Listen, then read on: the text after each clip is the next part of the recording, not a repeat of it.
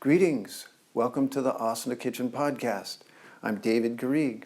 And before I get started, just want to tell you a little bit about some upcoming events I have. So this winter I'll be teaching in Tangal, Sri Lanka on the southern coast. It's a very beautiful place and I'll be doing that from December 3rd to the January 26th. And so you can come for 1 week or the whole time. It's an all-level thing. And love to work with you there in a Mysore intensive. Okay, and then also I'm giving 3 weekend workshops this fall, one in Oklahoma City, one in Raleigh, and one in Louisville. So you can get the dates and particulars on my website. And so I'd love to see you at any of those events. And then also I'm having a sale going on this Labor Day weekend. It lasts through tomorrow, September 5th. And so that's a nice 25% off all my books and video courses and things. You can get my new book, the epic, really amazing, if I do say so myself, ASHTANGA Yoga VINYASA. Amazing, thorough walk through the vinyasas of the primary series. All right, so let's jump into our subject. We'll start off with just 3 ohms.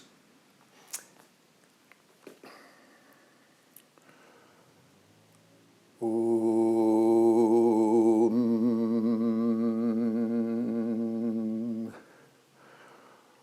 Om.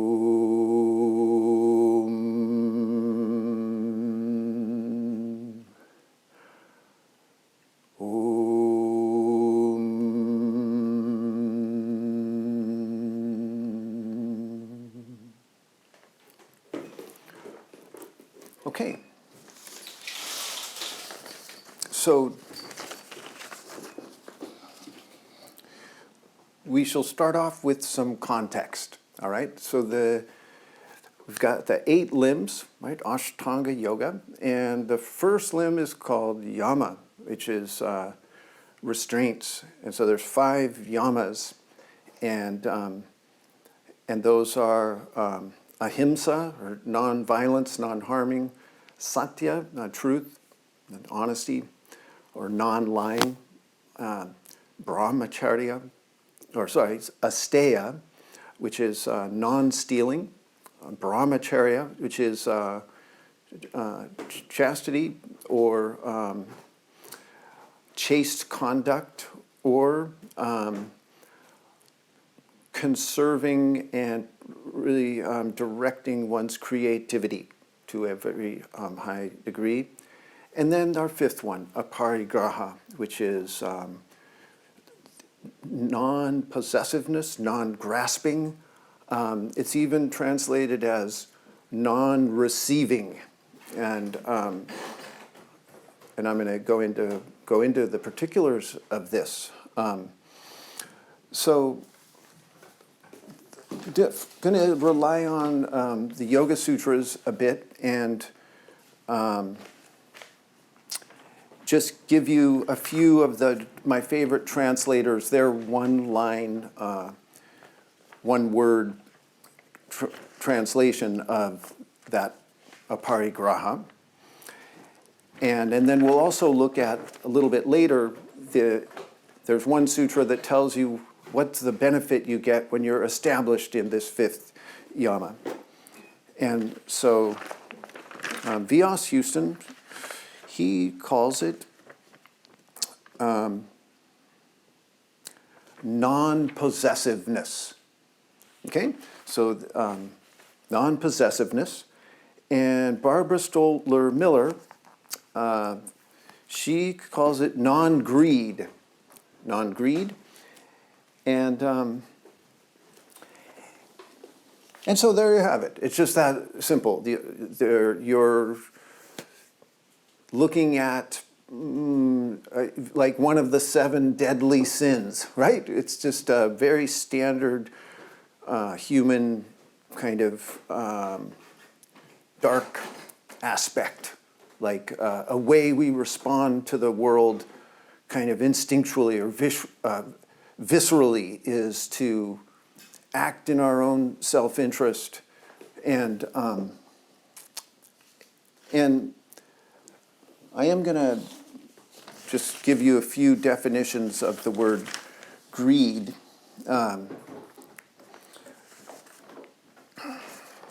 Before we go into the particular word, because the Aparigraha itself is such a fascinating word. So greed itself is, and I'm partly going into this definition of greed because there's paradox involved in this, and I hope that make that clear through this talk, which is it's a very tricky thing practicing these restraints. Okay, and so greed is a very strong wish to get more of something, especially food, money, or power. Okay, and then it's a strong desire for more wealth, possessions, power than one needs. And it actually comes from the root of it, of the word greed, is basically just excessively eager to possess. Or you can go to even more instinctual or foundational human thing, which is voracious hunger. Okay, so this is the thing we're trying to restrain, is this voracious hunger that we have inside of us, and this just innate built-in tendency to be excessively eager to possess all kinds of things, right? And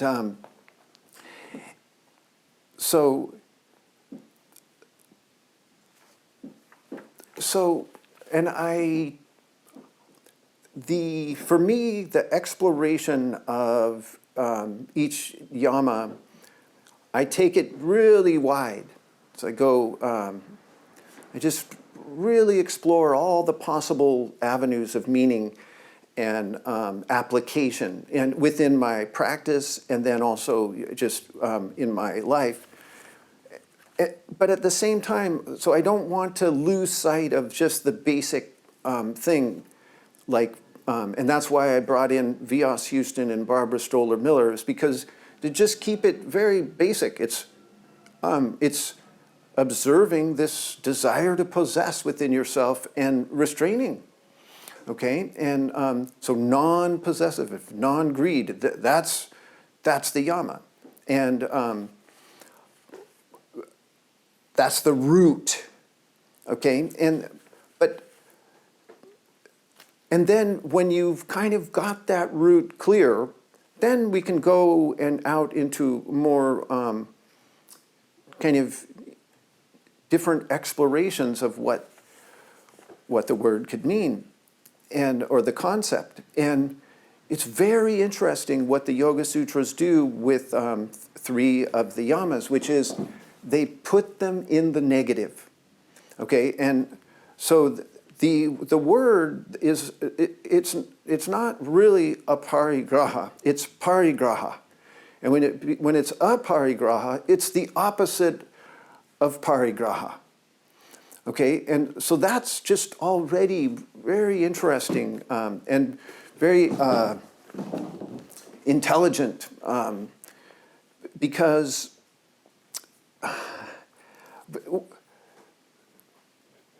well, for several reasons. One is that parigraha is something essential to the human being. It's something we all need.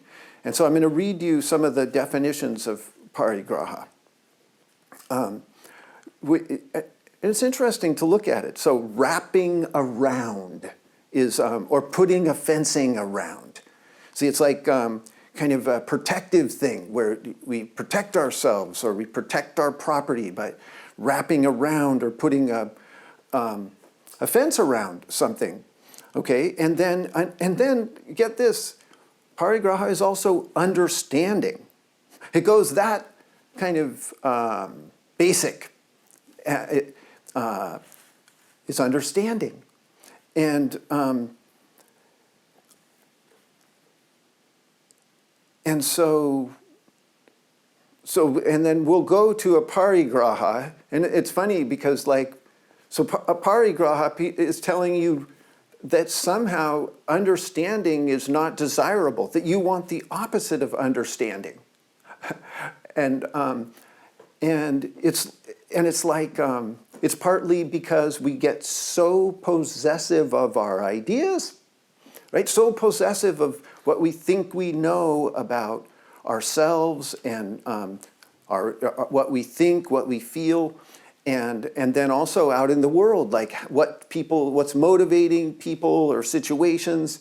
So, and that sort of possession that we take of perspectives and beliefs and opinions can be lethal, okay? And because it can shut us off to so many possibilities of and so many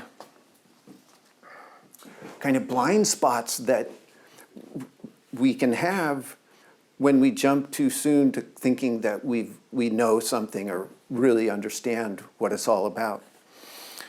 Okay, and then built into Aparigraha too is really extreme things like Aparigraha is a wife and a house. Okay, and so this is partly if you take the real strict kind of the yamas, practicing the yamas, it says in the Yoga Sutras that it's a great vow, a mahavratam, to practice them. And so it's very extreme and intense and far-reaching. It can be the practice of these 5 restraints. And it extends to, it's like the vow of a monk or a nun.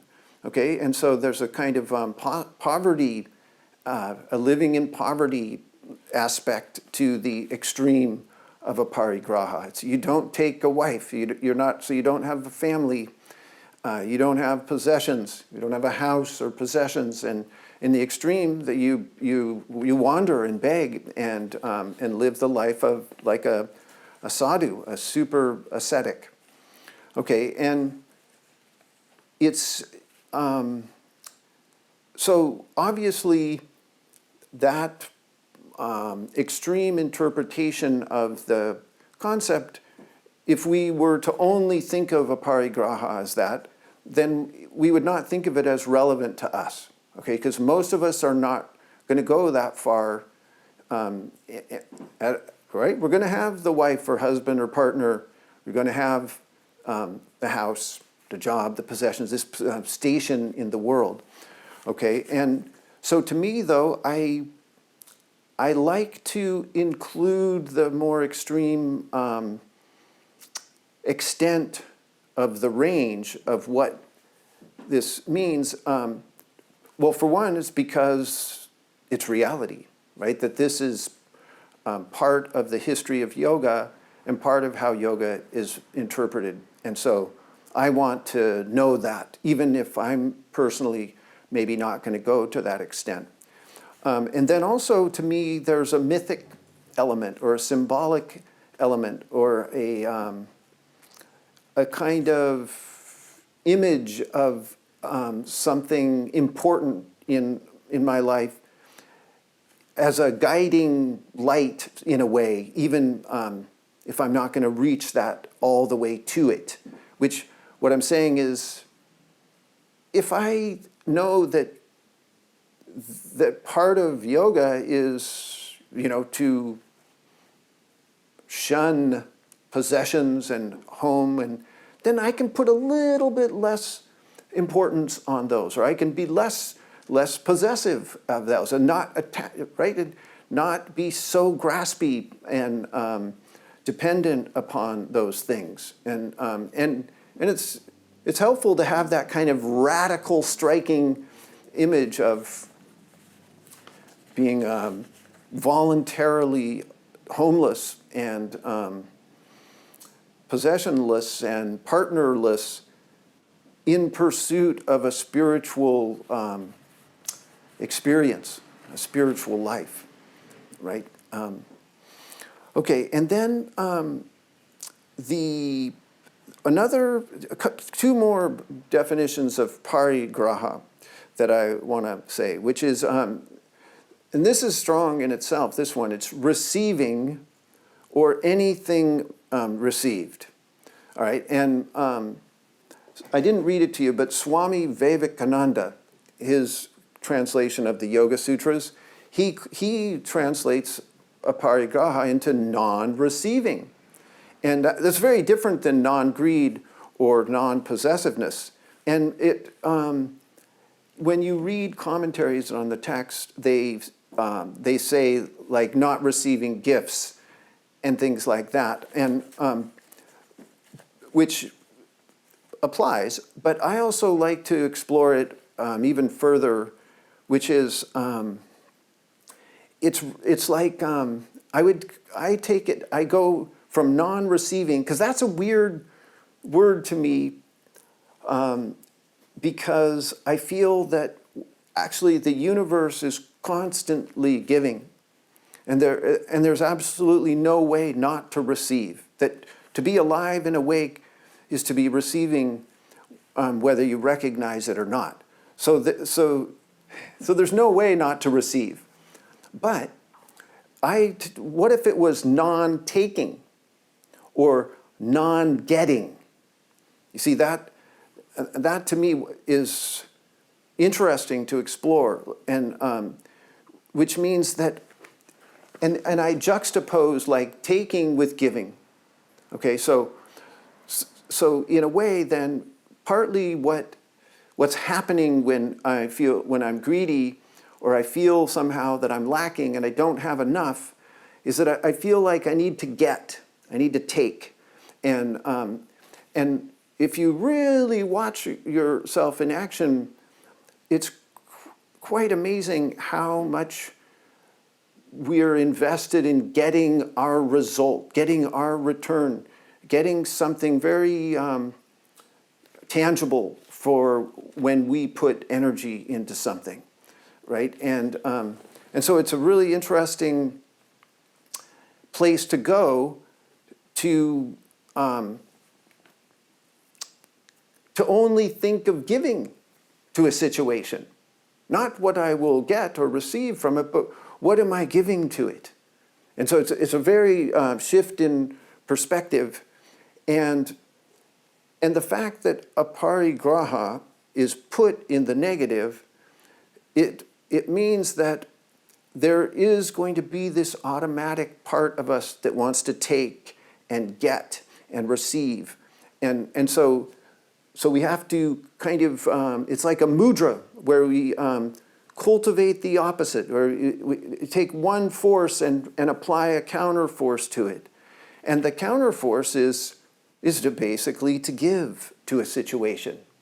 And you can take your practice as a easy example, right? And because we tend to practice for benefits, right? We want to get stronger, we want to get flexible, we want to be more healthy, and then we get very intense about the actual particulars. Like we want to put our leg behind the head, we want to drop back, we want to do all these poses, and we get very attached, very possessive, and very ambitious and goal-oriented potentially in all those things. And so we have to be careful there and see and switch the perspective to giving.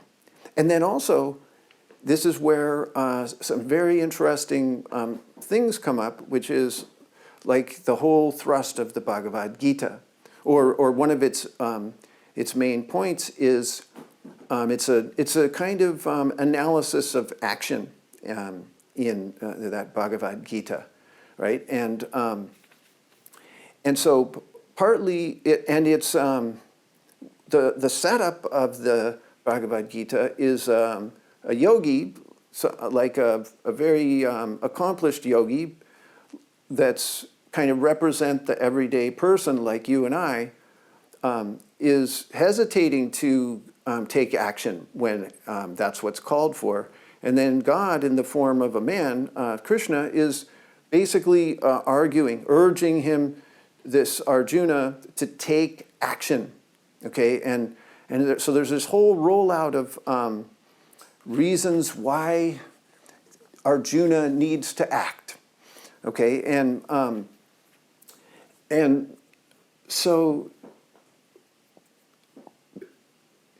that's just that, and we're not really, that's not our subject. But one of the most interesting things about it is that partly how you get to a place where you can take action, is by letting go of the results of the action. Okay, and this is just hammered in that Bhagavad Gita. And so on one hand, he's telling Arjuna that he's got to take up arms and go fight the battle that needs to be fought. But he also needs to detach from the results and not be ambitious or looking for gain to it. And at one point, he actually says it like this. He says, you have the right to your action. You have the right to your action, but not its fruits. Okay, and so you see, and this is the thing, is it's the interesting paradox that you have to be able to sort of withstand to really practice the yamas and to go into them deeply, because the idea of wrapping around, say, these basic things of parigraha, that wrapping around, building a fence around, and even an understanding, these are desirable things. These are like important. Like you have to protect yourself and put proper boundaries around your thoughts, your feelings, your communications, your relationships with others, and even your possessions, right? And then also, it's okay to try to know something. So partly that's what the action is. It says that in the Bhagavad Gita that yoga is skill in action. Right? So it's saying that yoga is not necessarily renunciation of action, like chitta, vritti, nirodha, but so presenting this kind of paradox or juxtaposition where, on one hand, yoga is said to be the cessation of action, right? Which is exactly the meaning of chitta, vritti, nirodha. And yet, yoga is also skill in action, okay? And skill in action means that you do it right. You do it good. There's skill behind what you do. There's understanding. There's knowledge, and so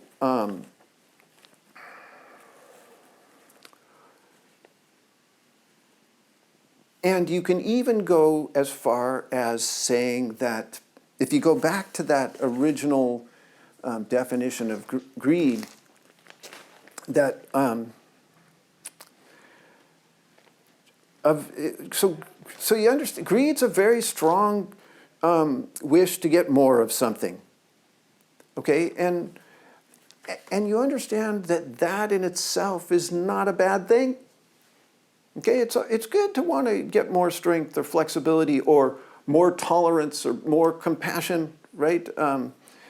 And yet it can be excessive. So it can go over into something negative. And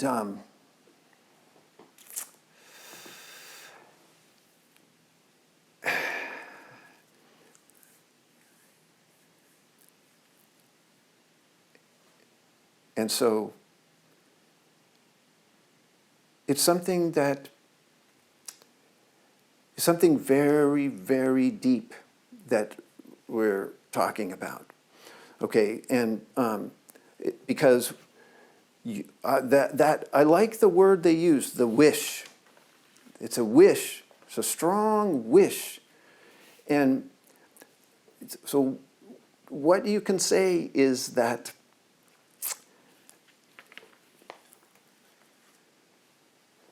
the whole pursuit of yoga is, you can sum it up as to have a very strong wish. Okay,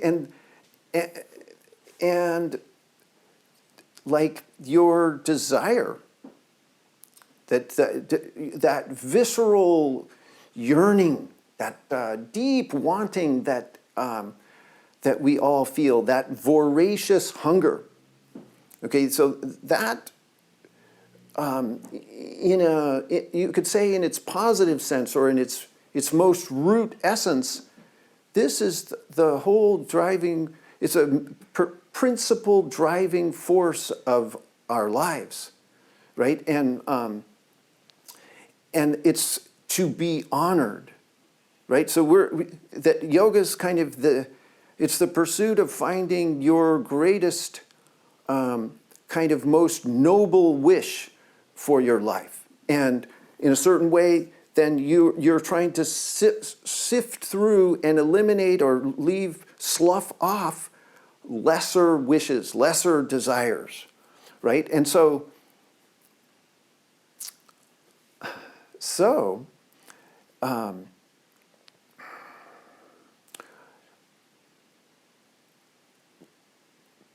while there's a good reason that greed is one of the 7 deadly sins, I mean, that because it's so prevalent, right? That our possessiveness and our acquisitiveness and that it's so sticky, so prominent, and it's so easy to corrupt and go into imbalance, that it's one of the restraints, right? And but it's not nuanced enough to me to just say that you're trying to cut all desire, right? And this yama is pretty close to the one before, the brahmacharya, because that's also connected with desire. It's like, and desire is this kind of root force, this root aspect of energy that's generating life itself, right? And our own life, and it's something to be harnessed and really tapped into and explored to its greatest extent. Okay, even though there's big danger involved in that pursuit, which is why there's need for restraint. And it's so interesting to put that in the second definition of greed, it's saying that, so a strong desire for more wealth, possessions, power than one needs. See, and that's a very tricky slope right there. Like, so how much do you need, right? And and this is something you have to explore, and every person within themselves. And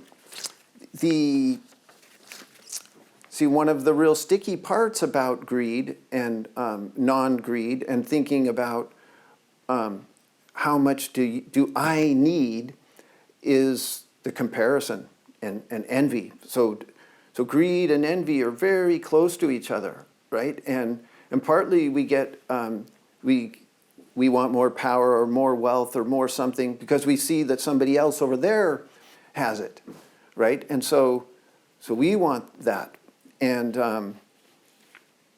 so this is very tricky to kind of stay contained within yourself, and really go to this place of how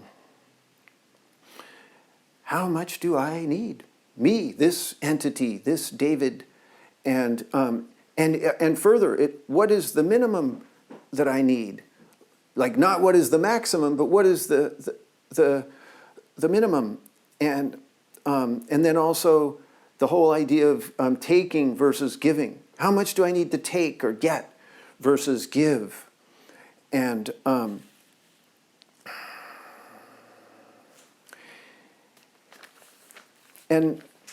so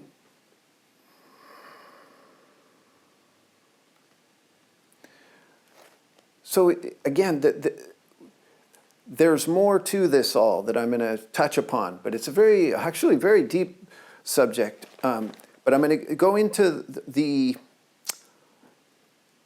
what they say, the signs that greed are in place. There's in one little thing online, there were 7 of them, and I thought they were pretty good. So one is that the greed is a greedy. When I'm being greedy, I'm self-centered.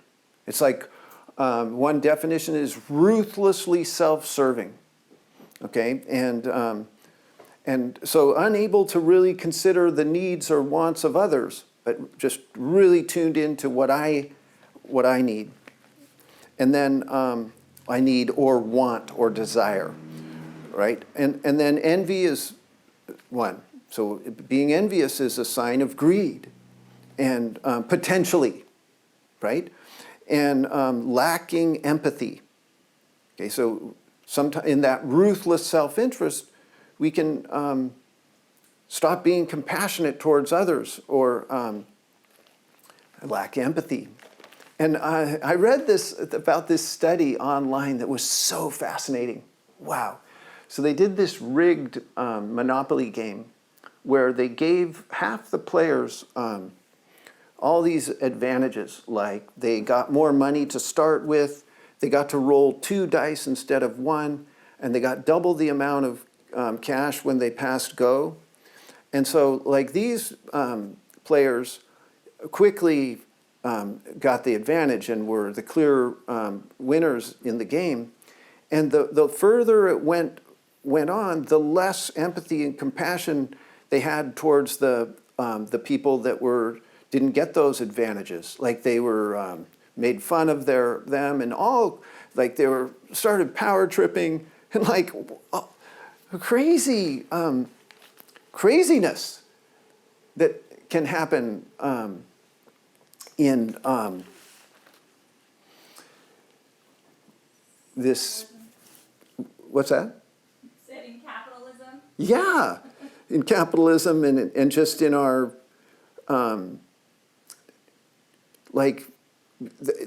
this whole acquisitiveness, like right? It's a very it's crazy how much it can make us disregard others, and so never satisfied is another one, and that, I mean, that's about all I want to go into that. But all of those things, that being self-centered, envious, lacking empathy, never satisfied, you see this, it all points to something very crucial to me, that I kind of want to, this is my last big point in this podcast. And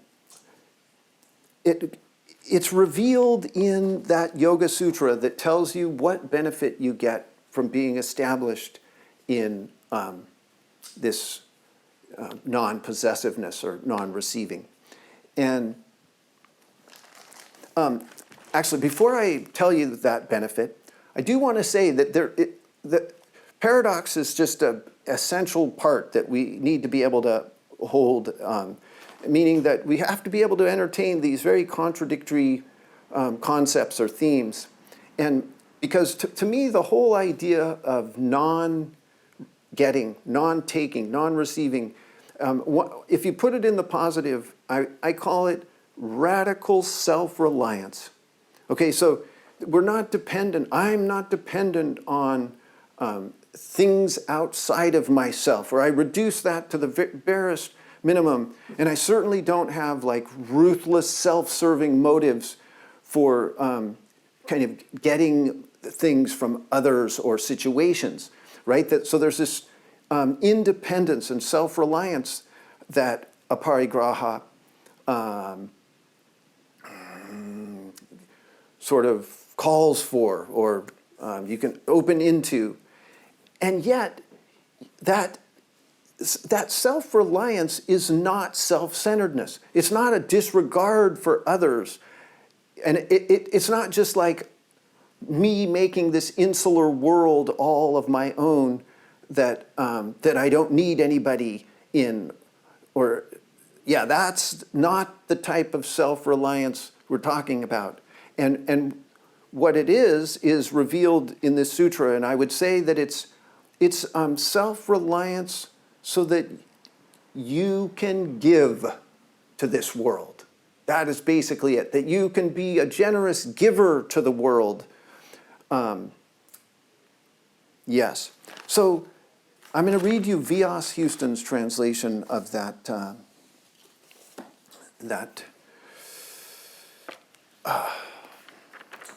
because each one has a little bit different flavor to it, each translation. But this one's the closest one to what I find helpful. And it's upon a foundation in Aparigraha. So this is Sutra 239, if you're interested. So when you're established in a foundation of Aparigraha, then there's an understanding for what reason you were born. So it goes to this very deep place of why are you here? What is happening? And so to me we're not just plopped out here randomly, okay? That everything all the particulars of us coming into the world, like the time, the place, the parents, and then our own individual factors like the particular arms and legs and spine that we got, and the eyes and ears, all our senses, and the way our mind operates, and the different bents, like we have certain tastes and likes and dislikes automatically. So we're not coming out as clean slates, right? And there's something purposeful behind all those particulars.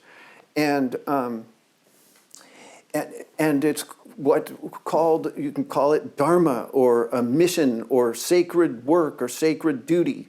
Okay, so each of us has some kind of very important work to do here in this world, and it's I want to read to you a little bit of James Hillman. He has a book on the subject that's amazing, The Soul's Code. It's called The Soul's Code in Search of Character and Calling. Okay, and it's an excellent title because it's like there's a code in each one of our soul that we have to kind of crack and unravel and work, find the mystery, and we have to search for it. This our particular character, or our way of interpreting the world, our way of seeing and sharing. We're trying. That's our whole mission in our life, is to unearth that. And so he calls it, and he gets it, he said that it comes from Plato, actually, in Plato's Republic. And so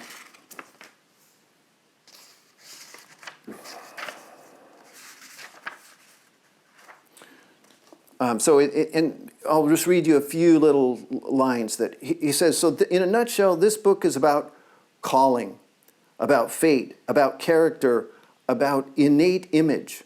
And together they make up an acorn theory, which holds that each person bears a uniqueness that asks to be lived and that is already present before it can be lived.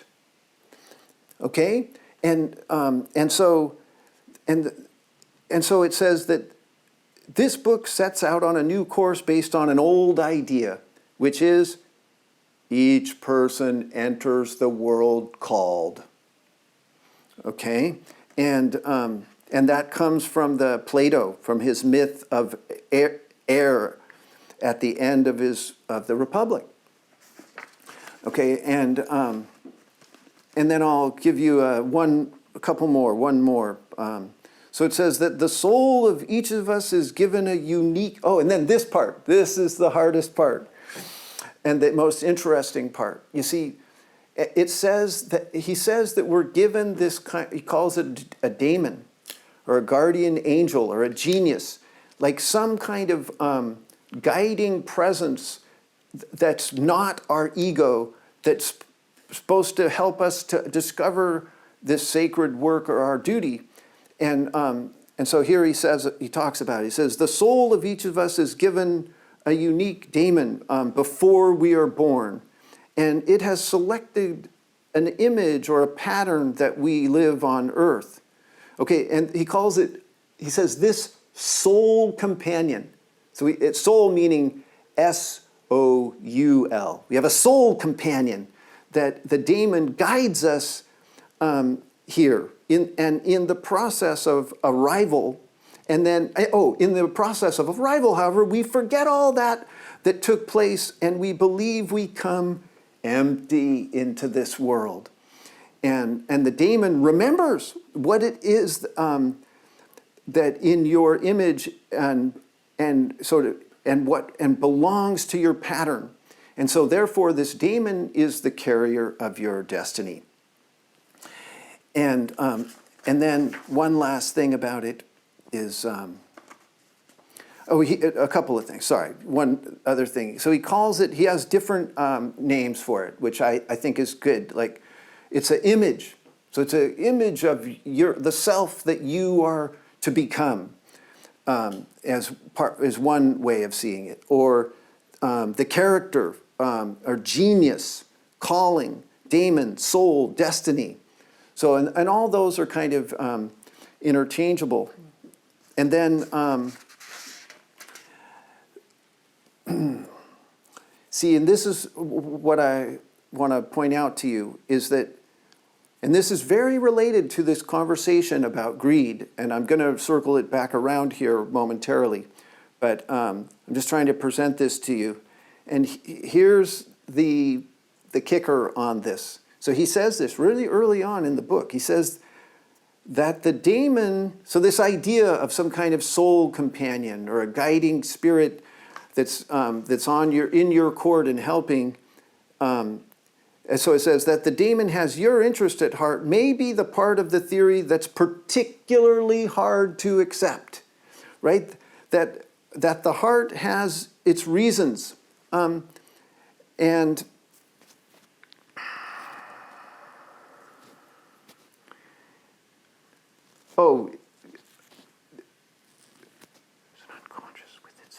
so it's saying that it's so hard that there is an unconscious with its own intentions, that fate plays in a hand in how things turn out. And then, I see, I'm sorry, I messed that up. Basically, though, he's saying, why is it so difficult to imagine that I'm cared about, that something takes an interest in what I do, that I am perhaps protected, maybe even kept alive, not altogether by my own will and doing. Okay, and so you understand that this idea about the great wish. So that's what I was saying, that yoga is like trying to pursue the greatest wish that's stored in my soul, like for my life, and for some reason that work is veiled, it's obscured, it is, we forget or we lose track of it, and this is where the greed enters in, that we keep trying to get things that we think we want, and And in the process, we are ignoring or turning away from or not letting this deeper part come into our life and be the center of it, right? And it's funny because it's built into the Yoga Sutra, because like in that sutra, Yoga Chitta Vritti Nirodha, it says, right, that yoga happens when the activity stops, the activity of the mind. And then this is then tada drashtahu swarupe avastanam. Okay, and so when that happens, so in a sense, you can say that all those kind of superficial thoughts and things that we take possession of, that we identify with in our personalities and our even our outer circumstances, that to yogas to a certain way is to kind of withdraw from all of those activities of the mind that we're things that we're identifying with, and come into this kind of silent place, this place of pure receptivity. And then when that happens, our swarupa, the intrinsic essence as a seer to the world, the drashtahu, happens. Okay, and if you look at that word swarupa, it's very much like what James Hillman is talking about. So it's saying it's a unique, deep, original, not imitative. It means intrinsic essence, but it means these things, this kind of unique thing, the most unique thing that's housed or secreted away at the center of you. And it's deep and original. It's not imitative. So it's not what somebody else has or does. It's entirely your own thing. And then also, this is in the definition of swarupa. I'm not making this up, okay? It's given to you by the source.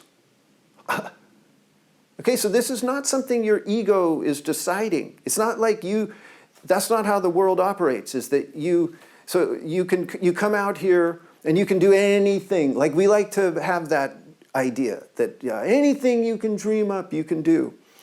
And this is not true. This is, that in fact, we're shunted and kind of routed into quite specific channels. And within the shunting and channeling, there's a lot of possibilities. But at the same time, this is not David, my shallow ego, and my little concerns about myself is not dictating the terms here. Okay, it's given to you by the source before you were born. And then that next sutra, so, and understand what I'm telling you about, this sutra sets up the whole hypothesis of the Yoga Sutras, right? It's the beginning, this is the foundation. And then it says when there's vrittis, when there's activity, when we're identifying with the more superficial aspects of self, then we're conforming to those things. And, okay, and so you understand that to a certain degree, at least I play this game, and I encourage you to do it, is that when I feel greed, when I feel grasping, when I feel envious, when I become self-centered, that I feel I don't have enough and I need more and I can't be satisfied, somehow I'm off the chart. I'm off the track of that core thing that's supposed to lead my life. Okay, and so that, and this is what I'm telling you, that in a certain way, that once my ego accepts that there's something else leading the show, providing guidance, then I can start to see that the idea of the greatest wish, in a different context, right? So it's not just the wish of little David. No, in fact, David is trying to discover this, what's within him, what's in a greater kind of context, and follow that, and then at least theoretically, then greed, those envy and those things kind of they become easier to deal with, or they lessen, and also fall away altogether, right? And so I give you that whole perspective because it's not like, to me, it's not like I'm just sitting here trying not to be greedy, right? Trying to curb my desires and not be possessive. Like that's a certain, there's a certain mileage or importance to that just as a basic disciplined human being, that I practice restraint and I curb my appetites. But also there's this much more kind of powerful, or not more powerful, but equally powerful, very positive thing going on, where those lesser desires that become excessive or whatever, they're not the core. They're not really at the depths of desire. And so it allows me to think of when I desire as something positive and something, a force within me that I can direct and make use of. And I want to read you a few poems that kind of back this up. One is a very simple one from Rumi. A beautiful, small little poem that's, wow. I wish I would have wrote that one. Yeah, it's called The Music. And look at the terms he puts it in. So he says, for 60 years I have been forgetful every minute. Okay, and for 60 years I've been forgetful every minute, but not for 1 second has this flowing towards me stopped or slowed. Okay, so that's this daemon, or this guiding spirit that's trying to show us, here's your sacred duty. Here's where you're going. Your real desire is going to be fulfilled, right? So not for 1 second has that flowing towards me stopped or slowed. And then he says, I deserve nothing, right? And so you have to get to that point, because right, Aparigraha, when you're greedy, you feel you deserve more. That's the whole deal. I feel like I deserve more, right? But here he just plays and he says it out. I've been forgetful every minute and I deserve nothing. Okay, and then he says, today I recognize that I am the guest. I am the guest the mystics talk about. And I play this living music for my host. Everything today is for the host. Okay, and so hopefully, I mean, there's a lot to explore here and a lot to contemplate, and we can't, exhaust it, not even close. We can just get a little start in it. But to a certain degree, you hope that this dharma, or this calling that you have, that it not only transcends your ego, but it leads to empathy. It leads to compassion and taking others into account. And it puts you in a position of giving to the universe rather than taking or getting. Okay, and so there's another one from Lala that let's read to you.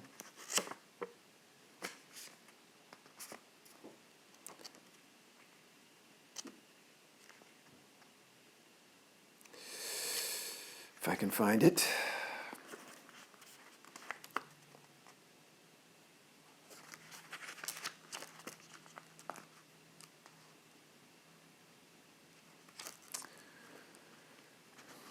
Yeah, here we go. Okay, and so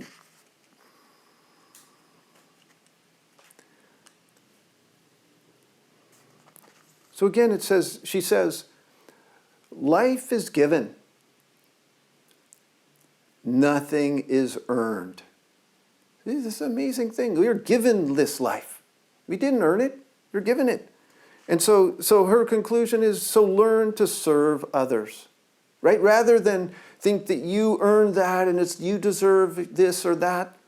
No, it was given to you. So learn to serve others, not your own desire and greed and ego. So those, desire, greed, and ego, that steals your energies. And whereas devotion builds your strength and protects the intelligent flame that leads to the truth within. So that's another word for that daemon, the genius. The intelligent flame that leads you to the pith of yourself. Okay, and then one more. It's coming from the Baal poets. Okay, and this one's just very, very basic. I love it. So it says the body of a man or the body of a woman is a land for wish fulfillment. Okay, so I love that opening line. It already just, this is what we're here for. Okay, so it's for wish. It's to fulfill your greatest wish. So your desire is so key to it, even though it can be corrupted in so many ways, right? And so it says the body of a man or woman is a land for wish fulfillment. Care will produce a harvest of jewels. Plow it at a propitious time. And hopes, and here it is, this line, hopes that ushered you into this material world will bear fruit. I love that, right? That here's James Hillman over here, wherever he lives in Connecticut or somewhere, right? And then here's this wandering gypsy poet that sings, hopes that ushered you into this world will bear fruit.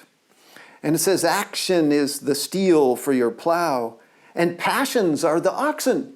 See, your passions, those are the oxen. Those aren't to be discarded or just unquestioningly cut. Sow your seeds on a ready land, and treasures will be yours at harvest time. And then the last line, the seed rests in the root of the tree. And it's so funny because that James Hillman, the whole thing is the acorn theory, which is that blueprint of the gigantic oak tree. The blueprint of it rests in the seed. And here this poet's saying the same thing. Okay, and then there's another one. Oh man, this one's so good. The challenging one. Oh, this one's not, okay, yeah.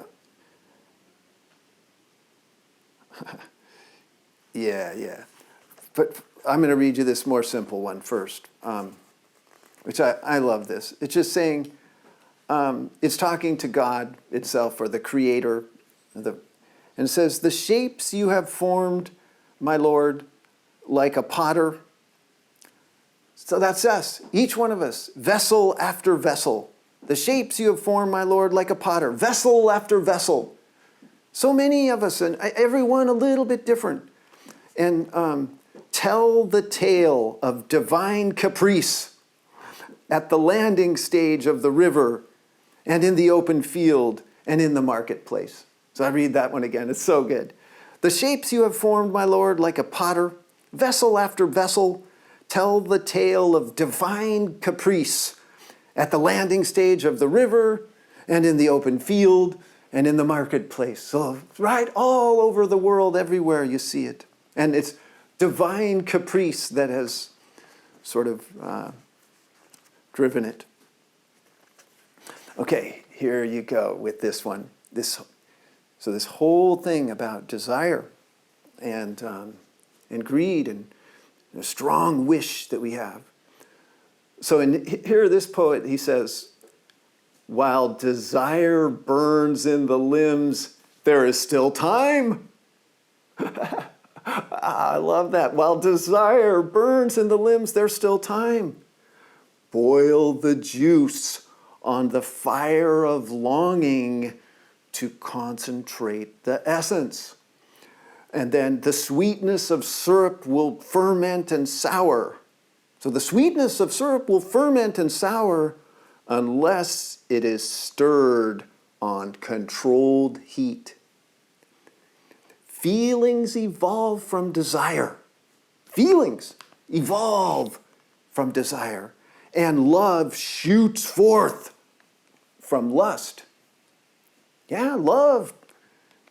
Pure love. Generous love. Altruistic love. That shoots forth from lust. And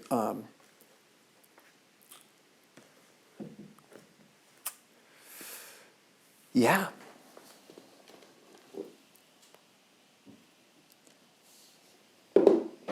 So there's a lot more possible there. I have I'm surrounded by books and notes and things, and I didn't get to them all, but it's enough for today. And I really encourage you, and I hope this can inspire you to embrace. See, because those yamas, they can be so harsh, so scolding in a way, or finger pointing, and but they don't have to be that way, right? And you want to always try to interpret these ancient sacred teachings in ways that make sense to you, that help you to walk your path. And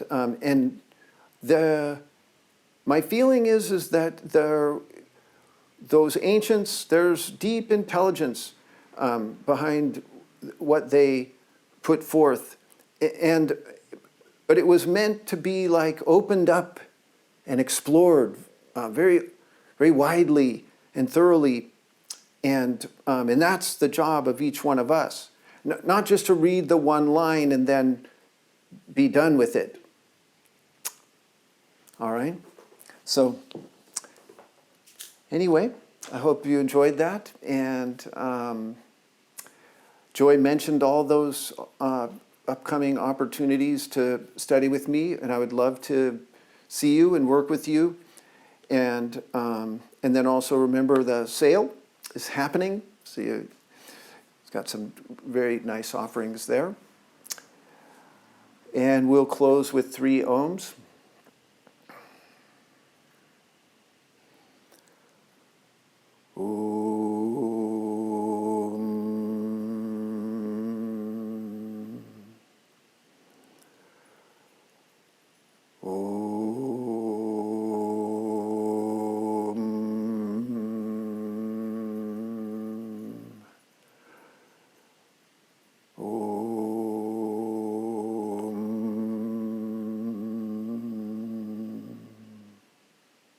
Thank you for joining me for this installment of the Asana Kitchen podcast.